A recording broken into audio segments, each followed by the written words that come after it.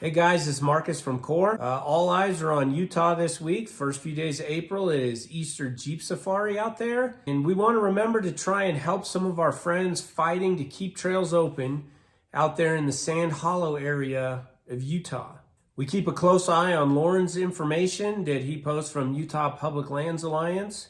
Also our friend Ben over there at Blue Ribbon Coalition. And then even Matt and Val that recently put out a video, notifying the public about the public meeting that was held a couple weeks ago. They had a great turnout. But there's still time to register comments on the land swap proposal out there in Sand Hollow. Utah's our next door neighbor. We have a lot of people from Colorado that frequent the Utah area, and a lot of people from all over the country that, follow our information to help us all keep trails open. So if you haven't submitted comments yet, or you haven't seen any of the information with respect to what's going on with Sand Hollow, we'll give you a brief overview and then follow our guide that's listed in the copy that's accompanying this video, and send the BLM, the person responsible for the project, an email with your comments. And it's important to know you don't have to be from Utah or to have ever even visited Sand Hollow to help us make a difference out there. It's BLM managed land, that's public land, and anybody in the country should, participate and provide comments to tell the BLM what your recommendation is, what questions you have, what you think should happen. So a little bit of background. We're talking about Washington County, the county that has Sand Hollow State Park, and then BLM managed lands around the state park. Over 20 years ago, there was a tortoise preserve that was set up for the Mojave desert tortoise, which is an endangered species. So they carved out a chunk of land, preserve area. The only issue with that is that there were several little pockets of private land that were located within that were essentially landlocked. And then in 1999, the BLM field office out there went through a resource management plan. That's basically their operating plan for how they're going to manage the area.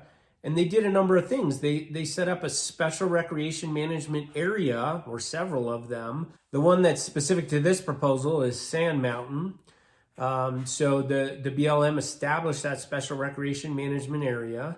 And then in another section of the resource management plan, BLM stated that if there was ever opportunities to trade out or purchase the private land that was encompassed in the desert tortoise preserve, that they would do whatever was necessary to obtain essentially ownership and then add that into the tortoise preserve.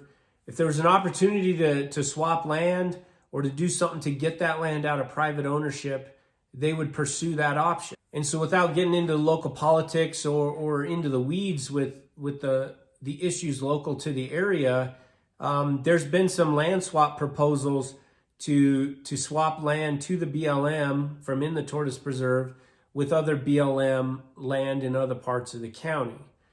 And that's what this proposal is dealing with, is that, the BLM would swap BLM managed land specific to Sand Mountain area, the special recreation management area, for landlocked private property that's in the tortoise preserve. Now, on the surface, maybe that doesn't sound terrible to some people, but the details tell a little bit of different story, and there's multiple players involved. So you have Washington County that's kind of facilitating the land swap, the local water conservancy district there, which would assume ownership of the BLM land.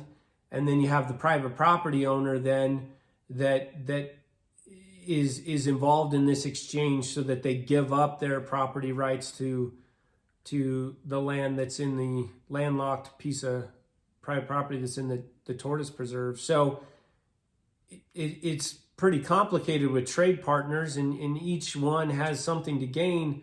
But there's one other group that's involved in this that isn't heavily mentioned, and that's me and you and everybody else that uses the public land or potentially could use the public land out there. And so what's kind of taken shape in this process is that they've overvalued in our opinion, the acquisition of the land within the Tortoise Preserve and kind of undervalued the land that they're giving up, which is now open dispersed recreation access as part of Sand Mountain. So we're dealing with like 89 acres of private land in Desert Tortoise Preserve, and the trade swap is for just over 1,000 acres of BLM managed land right now that people could freely use. So it's like 10 acres to 1, so a 10 to 1 exchange. You know, the Water Conservancy District over there is considering building a new reservoir for the growth of the area and the continued increase in water needs. But it wouldn't take up all of that 1,000 acres. So there's a lot of questions as to what's going on here. So what you need to do is, you know, now you know a little bit of the background, enough to kind of understand what's going on. And I always talk about this is really a 3-step process. It doesn't matter if it's Sand Hollow or another area that we're trying to keep trails open and participate in a comment period. Is, you know, you want to raise awareness, and that's certainly happened so far. You know, with the first step, there's been a lot of videos, a lot of published information. There was a ton of people that showed up at the public meeting, which is all awesome. And awareness generates action. So you need people then to do something. You know, the awareness becomes a call to action. We want to become aware, but now we want people to do something. And then when we do something, ultimately we want to have the third piece, which is an impact. So you want to have an impact in the process that you're commenting on. So awareness, action, and then leads to impact. And if you participate in these types of projects and the call for public participation, you know, we can have a positive result. We've had a number of things recently, and we're about to do another update video on where your comments and your involvement has had a positive impact on the project and ultimately the final decision of a project. So this project's currently in the scoping phase. And scoping means what type of effects the land swap would have on the local community, the larger public lands groups, and the local environment. And they are requesting your participation and soliciting your feedback. So many of the questions we should be asking motorized users, the OHV community in general, during scoping is, why this chunk of land? And why so many acres? Right? Is there any other way that we can trade land, any other areas that we could trade land to exchange for private property within the Tortoise Preserve? Could the federal government just buy that land out from the landowner? Why do we need to give up special recreation management area, which in my opinion is fairly priceless right now, because we're not making a whole bunch more areas for OHVs to go use in trade for a lot less acreage in a Tortoise Preserve that we can't use in the same fashion. That doesn't seem like a fair trade for what they're taking out. Now, again, there's a Water Conservancy argument here, but why does it have to be 1,000 acres, just over 1,000 acres, in the area that's not used to dam up a new reservoir? Then what happens with that? What would go on there if they're taking land that's already a special recreation management area? And the other questions that become immediately clear when you read the BLM's proposal for this land swap are what I alluded to earlier, are devaluing the 1,000 acres that they're trading in exchange for overvaluing the 89 acres of private land interlocked by the Desert Tortoise Preserve. So if you look here, this is in the BLM proposal for land swap, the socioeconomic impact, it doesn't say anywhere what the negative socioeconomic impact would be for giving up 1,000 acres of Sand Mountain, even though Sand Mountain is repeatedly discussed in even the Sand Hollow Recreation Management Plan. And although it's not part of the state park, it is adjacent and you can access it directly from the state park. And so there's many pictures in the Recreation Management Plan. There's a direct link to how things happen there and the economics that are generated from the entire area and users coming there and staging out of the state park. So that's a great question that is not answered or is not even addressed in this proposal. But then if we go down a little bit further, there's a section under recreation. And this one has some specifics with it, but I've highlighted one section that I think is worth noting. The BLM is basically suggesting that if we take this 1,000 acres, disperse users, those of us involved in OHV recreation, we'll just find another place to go. And so they're devaluing this specific chunk as a destination. And they talk about a couple of the, dispersed campsite, designated dispersed campsite areas, some parking lots, loading, unloading, and some restroom facilities, and that those could all be relocated or new ones could be built somewhere else.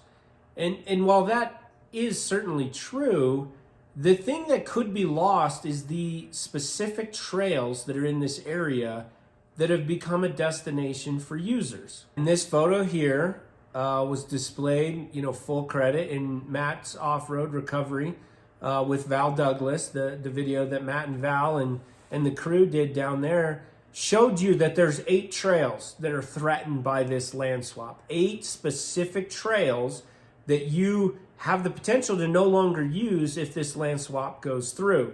So when the BLM writes in their recreation analysis that users could just go to other areas of the special recreation management area, that's not telling the full story, and that's devaluing this 1,000 acres that are currently already being used, and there's several desirable trails in the area. We need to ask those questions. Why didn't you include specific trails? Name them. Remind them that there's more to this area than some infrastructure that could potentially be relocated. So we ask that you send comments to Stephanie Trujillo, the realty specialist there for the BLM field office. The email is showing up on this video and is linked in the copy accompanying this video. So you can type some of your information in and just send an email over there. And we've outlined several things that you can discuss. It's very easy. You can tell the BLM field office who you are, where you're from, what types of recreation you've engaged in, if you've been to Sand Hollow, if you've run any of the trails that are located within this area proposed for the land swap, if you plan to go to Sand Hollow, maybe you've looked up trail information on these 8, maybe you're planning a trip specifically to go there. And then you can ask the BLM, why haven't they acknowledged the trails in this area? Why have they undervalued the land that the 1,000 acres that they're willing to swap? What other alternatives have they explored besides giving away this 1,000 acres in a 10-to-1 land exchange? What other stipulations could they put on the Water Conservancy District if they do change this out in this exchange? Maybe there's no further developments there, any type of residential developments. Maybe there could be a stipulation that it's still allowed to be used for public recreation. There's a lot of other questions that we can specifically ask in this that they should consider as this proposal moves through the process. Be polite, be constructive, and really has the chance to have an impact. Like we said before, you want to have an impact on the process. So take a few minutes, type out an email to help our partners over there in Utah, keep trails open for us to enjoy now and into the future.